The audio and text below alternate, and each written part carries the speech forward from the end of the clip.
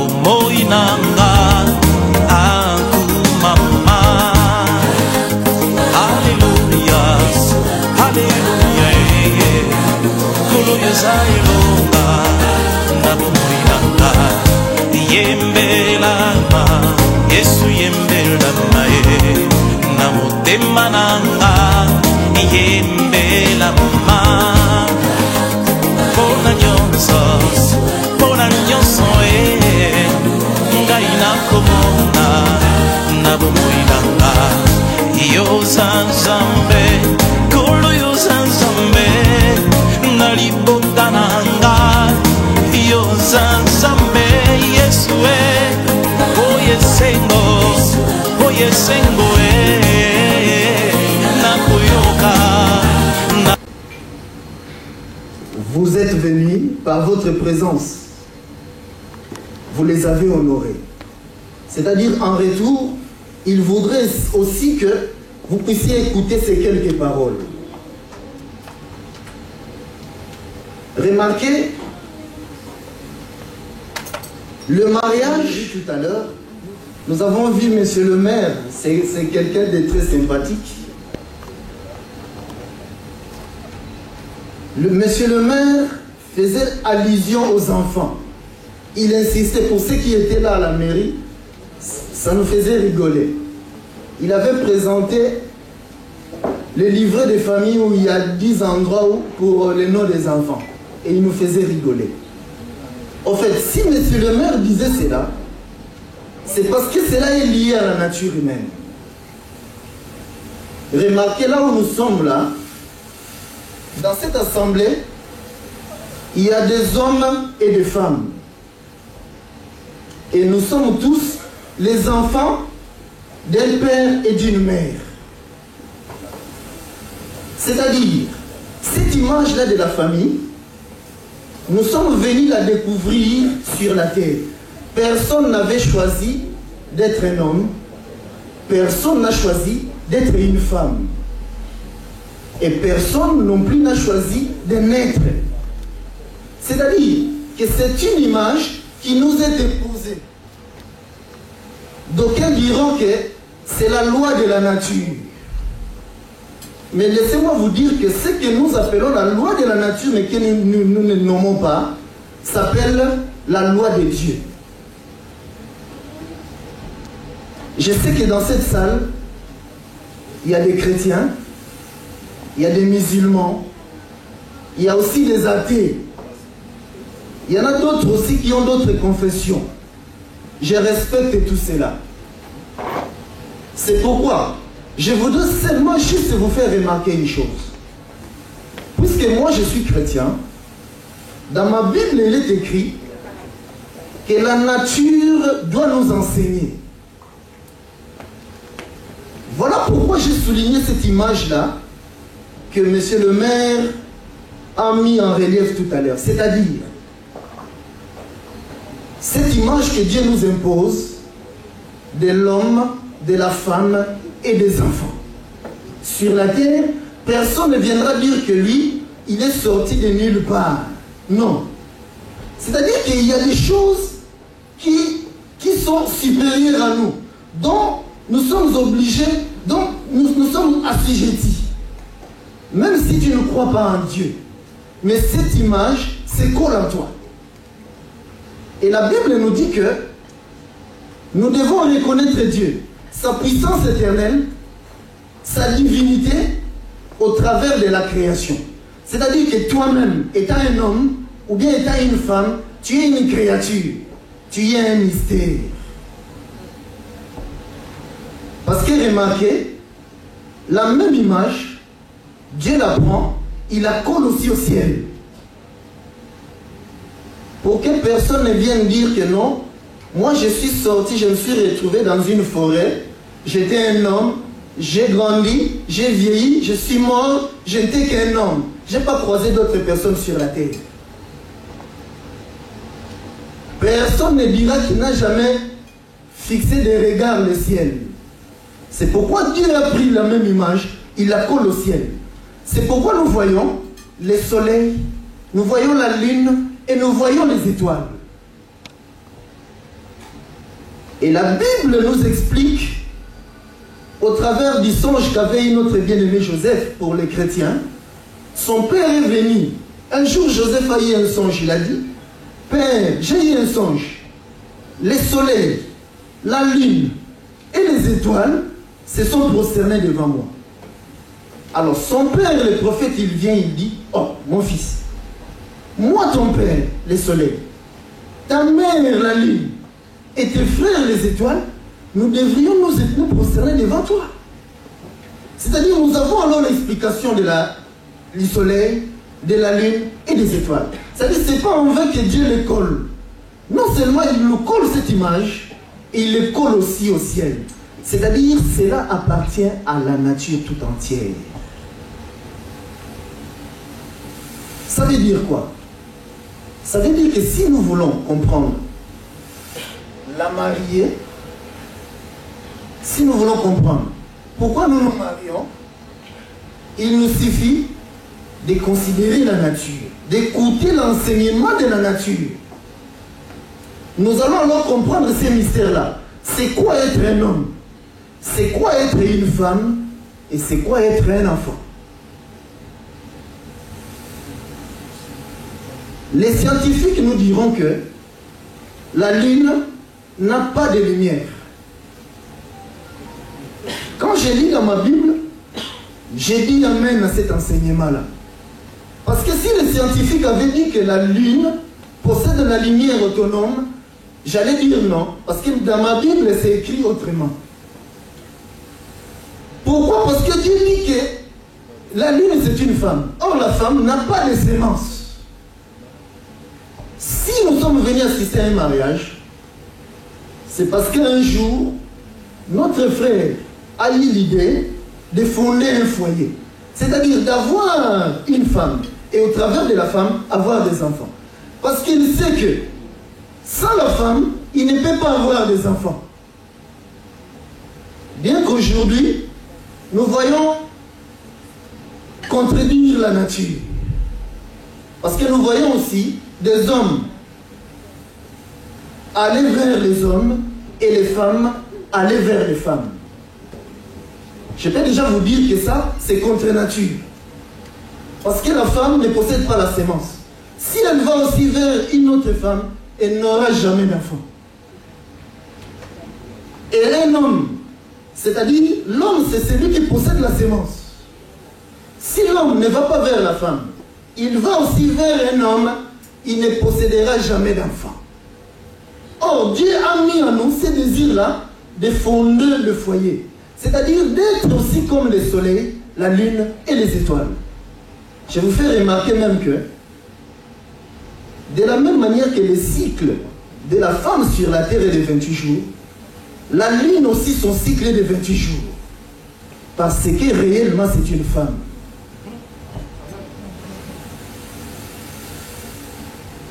Dans mon évangile, la Bible dit ceci, que nous sommes entourés de mystères, comme je disais.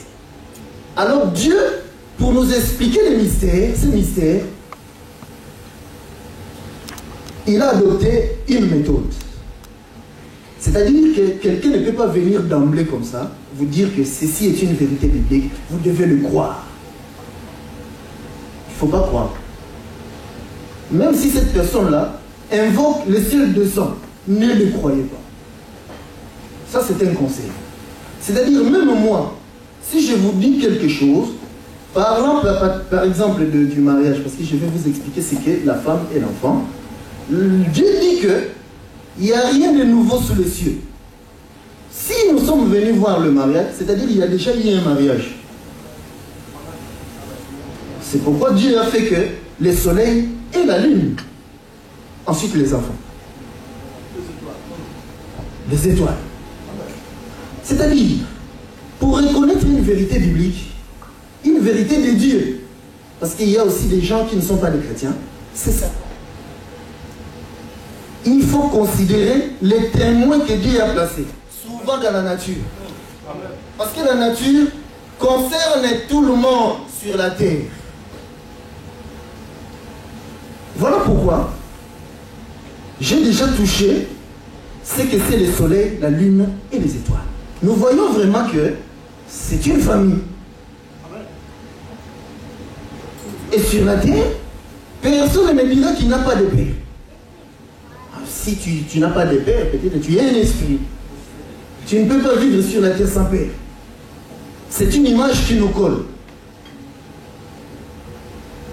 Dans la Bible, il est dit aussi que Dieu dit que la parole, sa parole ne sort jamais et ne retourne jamais vers lui sans avoir fécondé la terre. Je vais lire cela. Dans Ésaïe 55. Vous m'excusez, je ne vais pas vous garder longtemps, parce que nous sommes ici pour autre chose.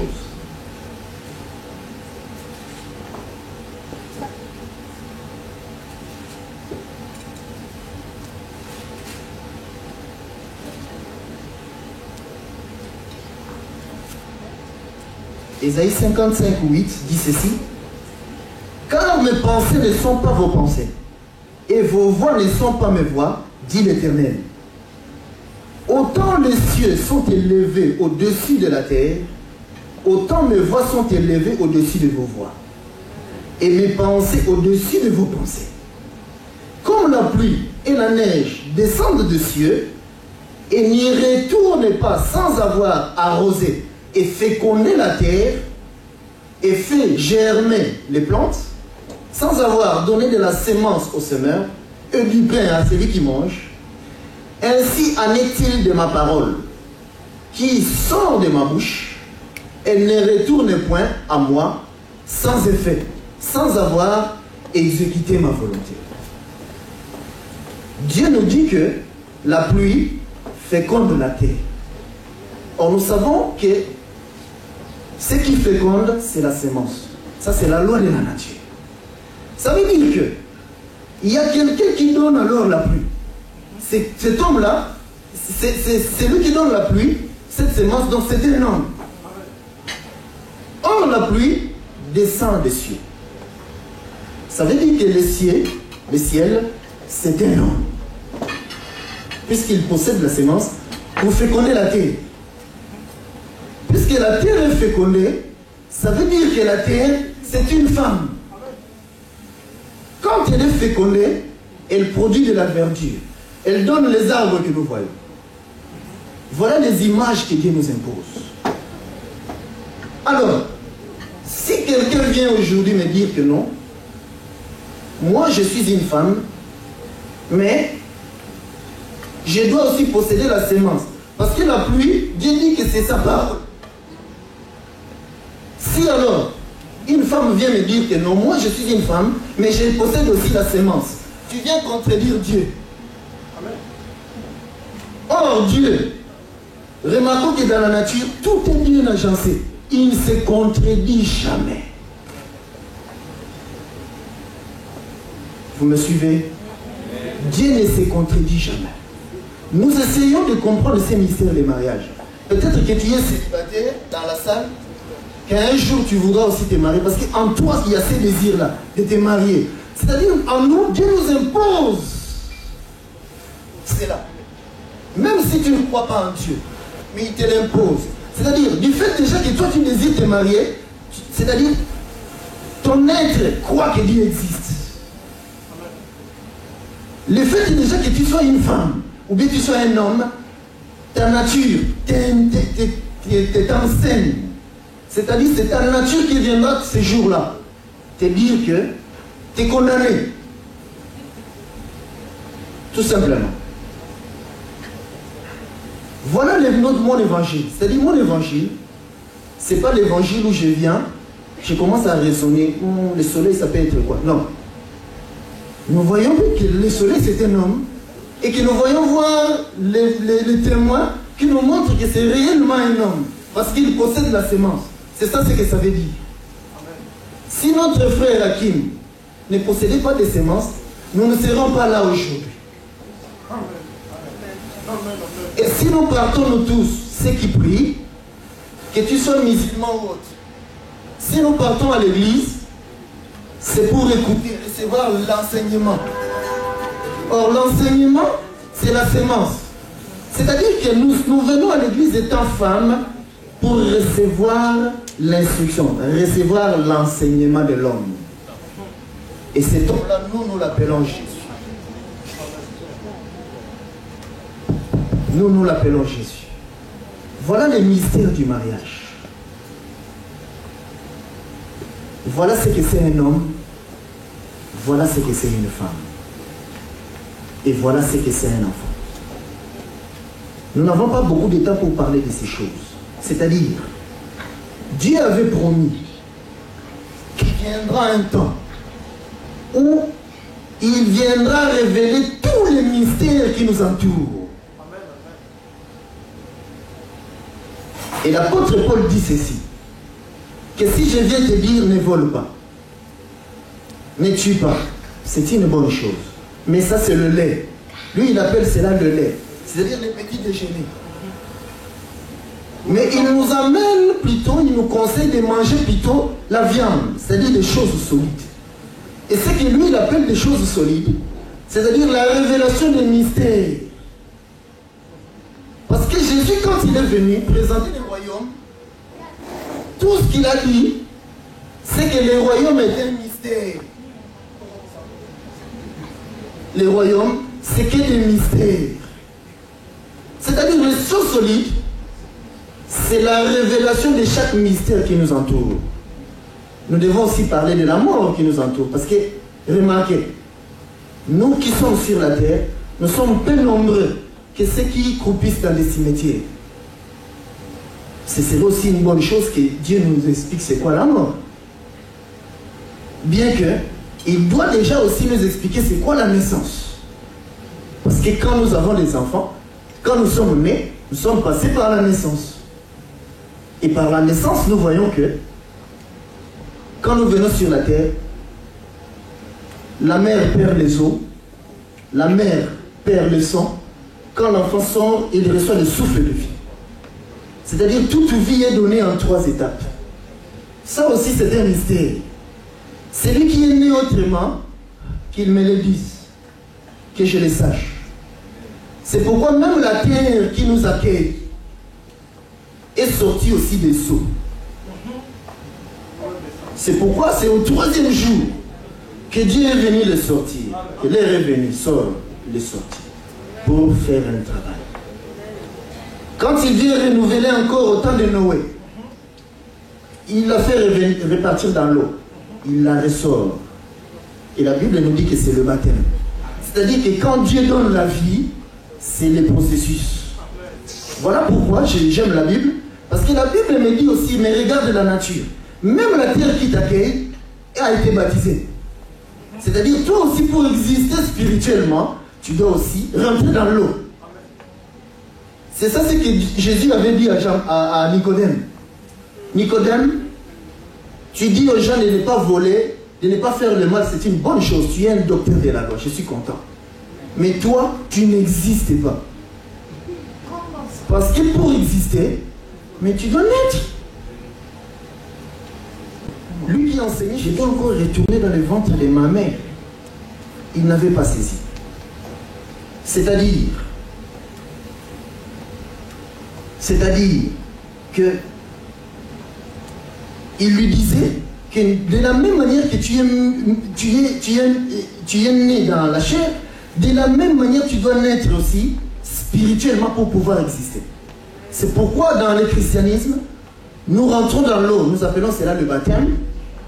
Nous sommes sanctifiés par le sang de Jésus et nous recevons le souffle de vie que nous appelons le baptême du Saint-Esprit. Et nous existons.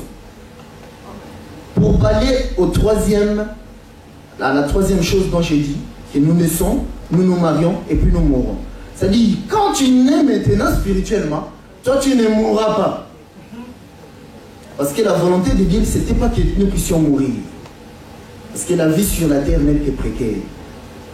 Et la Bible dit qu'elle est vanité. Voilà l'évangile que nos mariés ont voulu que nous puissions partager. C'est-à-dire que nous puissions nous rendre compte que nous sommes entourés de mystères.